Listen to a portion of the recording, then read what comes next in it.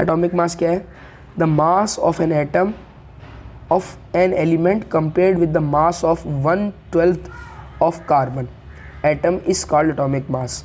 अच्छा, अब बच्चे कहते हैं कि भाई इसका मतलब ये है कि sum of proton and neutron present in the nucleus, ये मास एटॉमिक मास नहीं कहलाता, ये मास नंबर कहलाता है।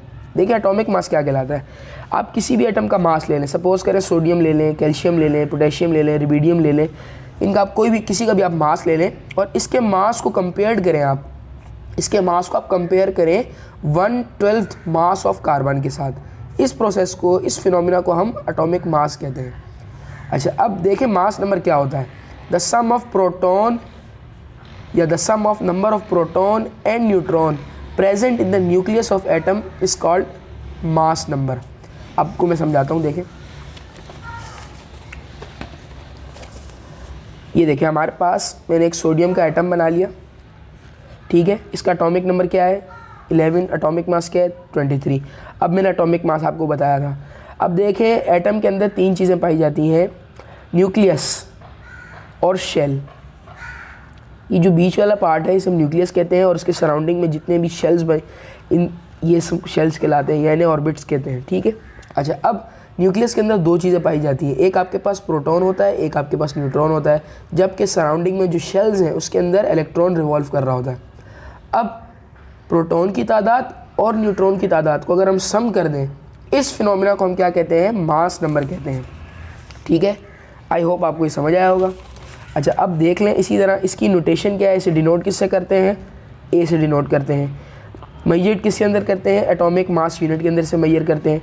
और इसका फार्मूला हमारे पास क्या है, मैंने आपको जिस तरह बताया, प्रोटॉन की तादाद और न्यूट्रॉन की तादाद को अगर आप सम करेंगे तो इसे हम क्या कहते हैं, मास नंबर कहते हैं। मास नंबर को ए से डिनोट करते हैं, प्रोटॉन की तादाद को जेड से डिनोट करते हैं और न्यूट्रॉन की तादाद को एन से डिनोट करते हैं।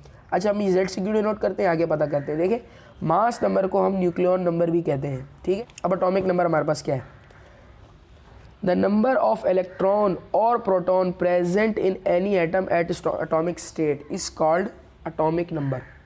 अब मैंने आपको जिस तरह बताया था कि न्यूक्लियस के अंदर प्रोटॉन है और हमारे पास शेल्स के अंदर इलेक्ट्रॉन है। आपको बताता चलूँ कि इलेक्ट्रॉन की और प्रोटॉन की तादाद आपस में क्या होती है, सेम होती है, बराबर होती है।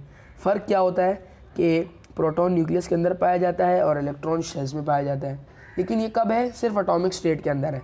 अगर एटॉमिक स्टेट नहीं है यानी आयनिक स्टेट है, तब इसमें वेरिएशन आ सकती है, चेंजेस आ सकते हैं। अच्छा, इन दोनों की तादाद सेम होती है, इसे हम क्या कहते हैं, एटॉमिक नंबर कहते हैं और इसे हम जेड से डिनोट करते हैं। एटॉमिक नंबर को चार्ज नंबर भी कहा जाता है, ठीक है। अच्छा, अब इसका फार्मूला क्या बनेगा, सेम जैसे कि हमने मास नंबर का फार्मूला था उसी से हम इसका फार्मूला बना सकते हैं। देखें मास नंबर प्रोटॉन की तादाद और न्यूट्रॉन की तादाद है। अच्छा, अब मास नंबर देखें, ए इज इक्वल टू क्या था, एटॉमिक नंबर 11, प्रोटॉन की तादाद कितनी थी 11 थी, न्यूट्रॉन की तादाद कितनी होगी 12 होगी। क्यों 12 होगी, 23 में से आप माइनस कर। अच्छा देखें सोडियम, इसका एटॉमिक नंबर 11 और एटॉमिक मास 23। न्यूट्रॉन नंबर कैसे निकालेंगे, आप इन दोनों को माइनस करके निकाल लेंगे। इसी तरह हमारे पास यहाँ पे 12 आ गया। अच्छा, अब इन दोनों को सम किया तो हमारे पास क्या आ गया, 23 आ गया। अब मैंने आपको एक और बात भी बताई थी कि प्रोटॉन और न्यूट्रॉन कहाँ होते हैं, न्यूक्लियस के अंदर होते हैं, जबकि इलेक्ट्रॉन्स कहाँ होते हैं, शेल में रिवॉल्व कर रहे होते हैं। आई होप ये वीडियो आपको मेरी पसंद आई होगी। तो नेक्स्ट वीडियो तक के लिए अल्लाह हाफिज़।